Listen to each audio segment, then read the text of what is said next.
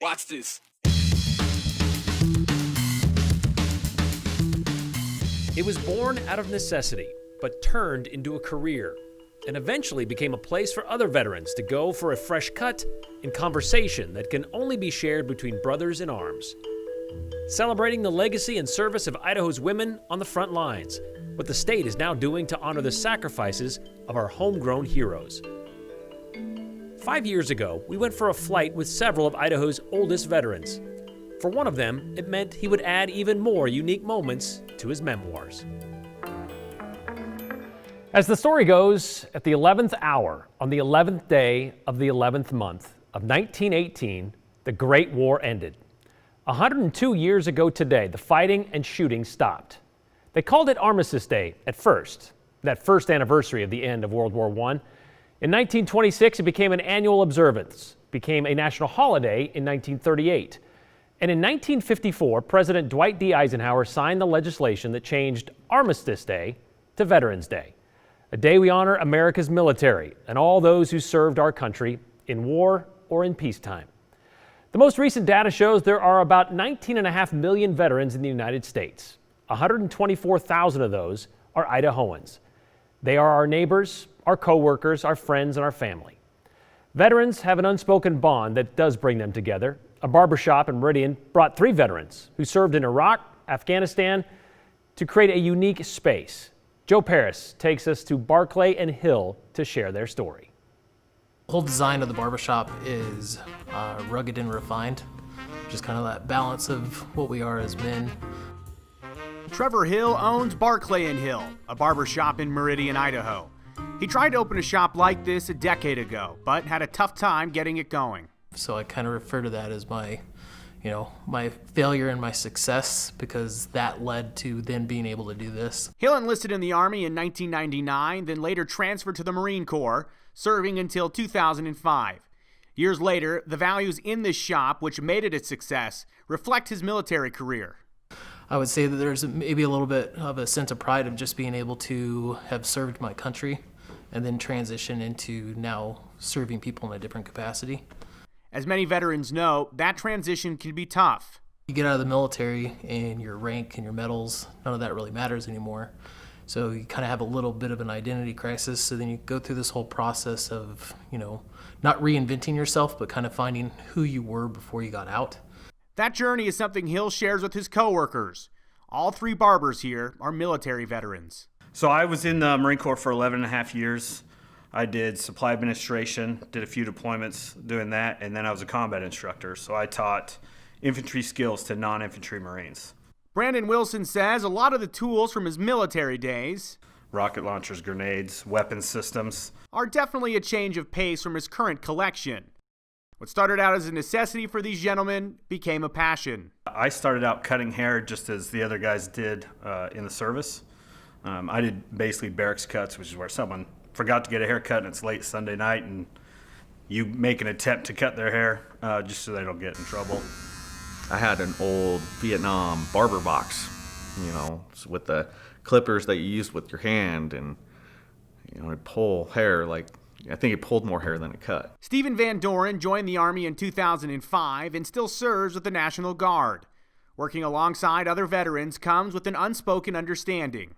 When you're in the presence of people with similar experiences, you feel safe. There's just kind of that commonality of core values, honor, courage, commitment, respect, and just a certain level of trust. The name of the shop is a tribute to the man that helped mentor Trevor Hill, a man named Stu Barclay. In a way of paying homage to my father-in-law, who is also a veteran and served in Vietnam as a Navy fighter pilot, I decided to name the barbershop Barclay and Hill. From the name down to every detail inside, the trio agrees the shop brings back great memories. Most veterans miss the camaraderie. They don't miss the day-to-day nonsense so much, but definitely, shooting the crap with your friends, having a good time, giving each other a hard time, busting each other up is something that Saturdays get pretty wild around here. That bond is not exclusive to just the barbers here. Yeah, we have a lot of veterans that come in here from all branches of service. It's always about service. When I get a old-time vet you know, from Vietnam or who served before me. You know, you talk about, you know, what they went through and what their experience was like, and you're like, man, how crazy was that? It's nice to be able to instantly relate to someone, and especially when they feel like they're remembering stories that they haven't talked about in a while. That's my favorite time. Being around other veterans is there's a lot of things you don't remember because you either block it out for one reason or another, and then you remember, no, that was actually pretty funny. That wasn't such a bad time. It just sucked at the time. Like, you know, hey, what unit were you in? Or, you know, where'd you serve? And, you know, what was your job in the military? You just kind of find those connections, and then, you know, they come in as a stranger and leave as a friend. You can learn more about Barclay and Hill, including the story behind their aesthetic. You can check out this story. It's on our website at ktvb.com. Well, yesterday we asked you to send in some pictures of the veterans in your life. The response we received was incredible, so much so, hundreds of them, and unfortunately we don't have time to show them all to you. But as you look at these photos that we are going to show you, I want you to also remember the loved ones left at home, the ones suddenly who became managers of a single-parent household for months at a time. We want to say thank you to those families and to our veterans of decades past and those who have recently returned to civilian life. On this Veterans Day, Michelle Phelps is remembering her grandfather, Arthur Riddle, who served during the First World War. He came back to the Treasure Valley to be a reporter. Winston Moore served as a sailor during World War II. His son Jeff says he's still very active at the age of 96. And if you remember the 8th Street Marketplace in downtown Boise, where Bodo now stands, you have Winston to thank. Dick Anderson served in Vietnam. His daughter Britta says this picture was taken a few years later in 1977. And Becky says her husband Paul Frichty, who fought in the Gulf War as part of Operation Desert Shield, retired from the Army after 28 years of service.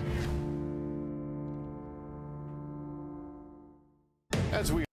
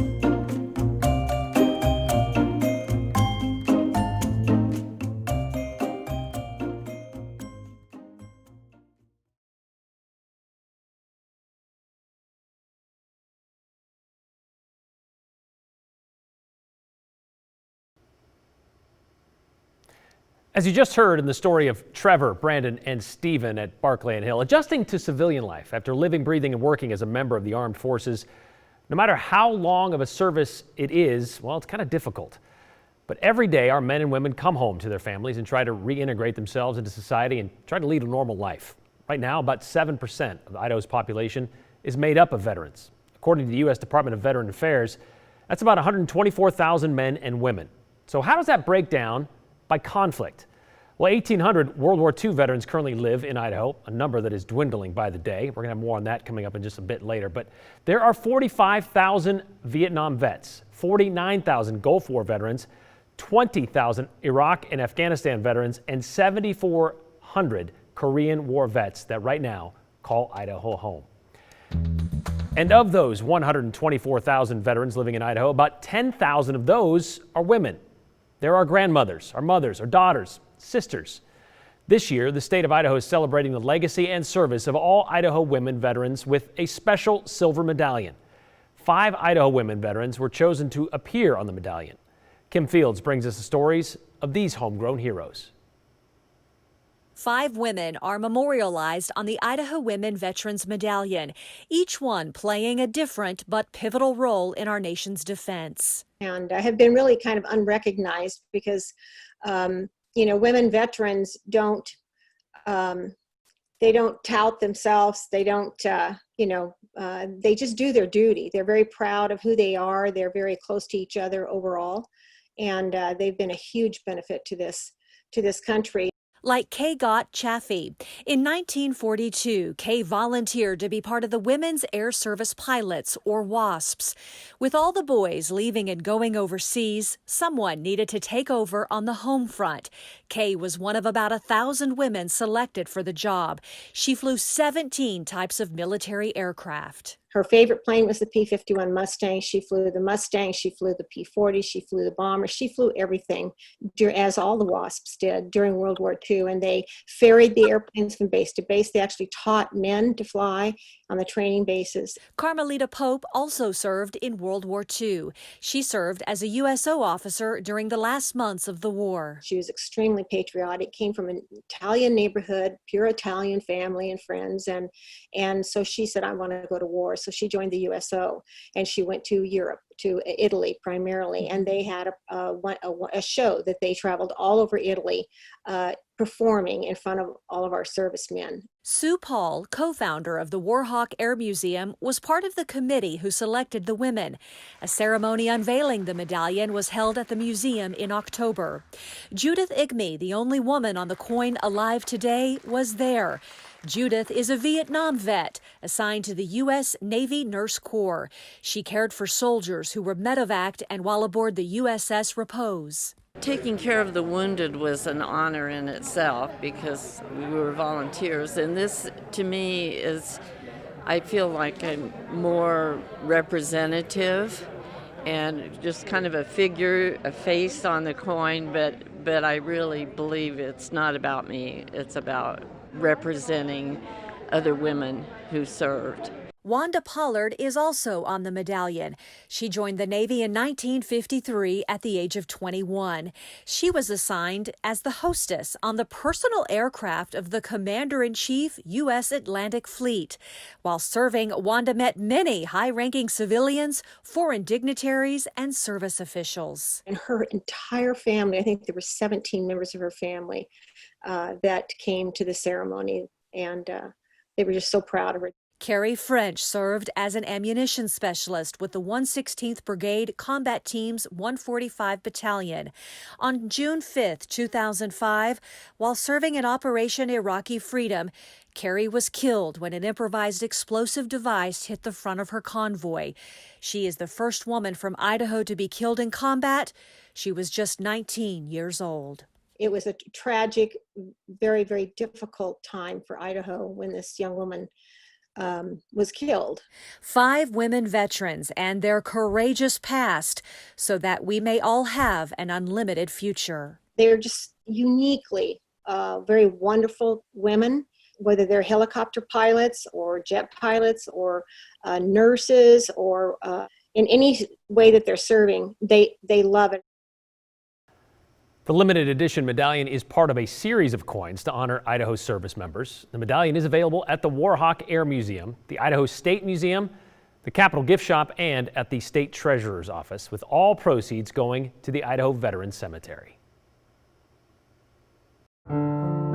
Kathy Hammers has generations of veterans to be proud of, dating back to her grandfather, Stanley Matthews, who served in World War I, to her dad, Sergeant Gail Matthews, who served in World War II, and her husband, who was in the Air Force for 4 years, serving in Vietnam from 1971 to 1972. Diana Prince also has several members to honor today. The Kulhonic brothers from Jerome, Rick, a Marine, and Terry, a Navy Seabee, both served in Vietnam at the same time. Her other brother, Daryl Kulhonic, did so too. All 3 came home alive. Ed Hart's service spans 3 decades. The retired Army Sergeant Major served in Vietnam and Operation Desert Storm, including 2 tours in Iraq.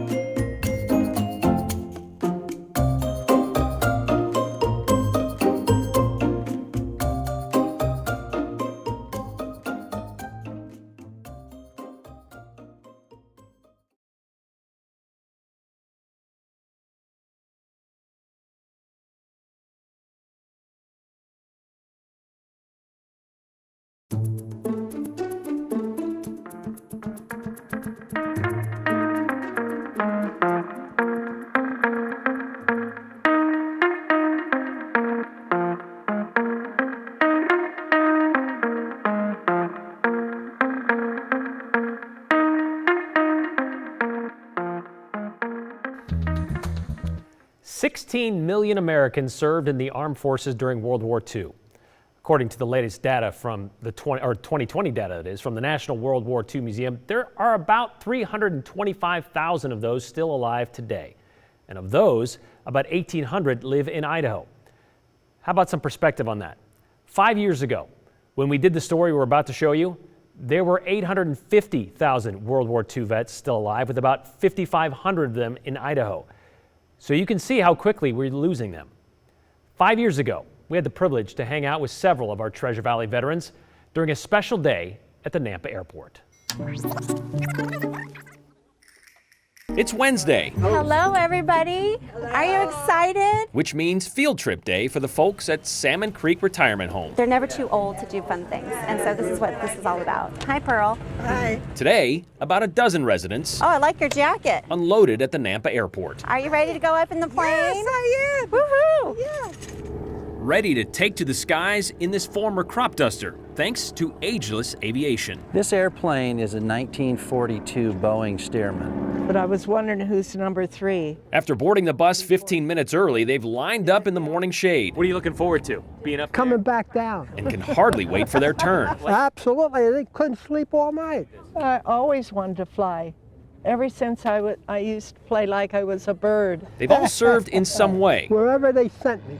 or were wives of those that did. Bill, how old are you? Today's rotation 89. will be oldest to youngest. So we know who's oldest. That distinction belongs Yeah. to Don Lloyd, 94 years old as of 2 days ago. What do I do, get in there? Yep, Don was working on a survey crew in Oregon You still got my ass? I do. when he was drafted in 1942. He became an armorer, That doesn't make me the pilot, though, does it? No, sir. Good. reloading ammunition on B-25s in the Philippines. Oh, yeah, loud and clear. That's good. These days, Let's go.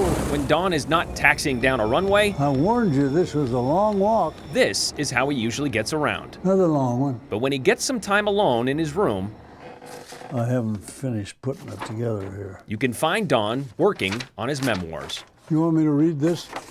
Drafted into the Army. Something his granddaughters have asked him to do. Lowry Field, Denver. Like this section about walking in Denver. Duffel bag on his shoulder, looking for a shower and a shave. At the corner of 16th and California Streets in downtown Denver, I met Helen Oswald, who threw her arms around my neck and asked if we could go have a beer at Shaner's across the street. Helen became Don's wife. Wedding day. 50 years they were married. 1940, Bouncing around the Northwest 43, October the 30th. and raising 3 kids. You want to hear something shady? Please. Well, One could argue that Don is sentimental, I don't know if you want to hear any more of this crap or not. but that doesn't mean he dwells on his old days or his service. I haven't shot people or bombed people or anything like that, but at least I've done my part. Other than forgetting his sunglasses on a day like today, Don says he's lived life with very few regrets. Holy mackerel, that was fantastic. He doesn't have time for them. Just fantastic. Oh, man. He plans to spend each day It was just really spectacular. adding another chapter to his memoirs. Jeez. Brian Holmes, Idaho's News Channel 7. Well, Don Lloyd passed away in his sleep 3 years ago, 2 years after we did that story, on October 8th, 2017. He was 96 years old. He was known by his family and friends as Mr. Fantastic, and he left those memoirs that he was writing, he left them behind for his kids, his grandkids, and his great-grandkids.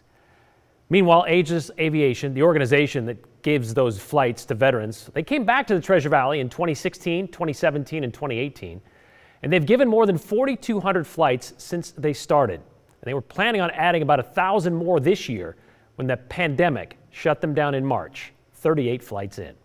They told me today they plan to be back to the Boise area next year. Sharon Smotherman is thinking of her grandfather this Veterans Day. Back before the United States joined the fighting in World War I, Art McQueen left his home in Oregon and joined the Canadian Army. Sharon says he was seriously injured at the end of the war. We're told Donald A. Tucker was born up Dry Creek outside Boise. He had never even seen an ocean when he joined the Navy in 1941. He served on the USS Burroughs and the USS Massachusetts as an Engine Man Chief Petty Officer. He was in the U.S. Naval Reserve for more than 30 years. Sandy Jones wants to honor her own personal hero, her husband, U.S. Army Specialist Steve Jones. And Sylvan Clark from Hagerman served in the U.S. Army from February 1943 to October 1945.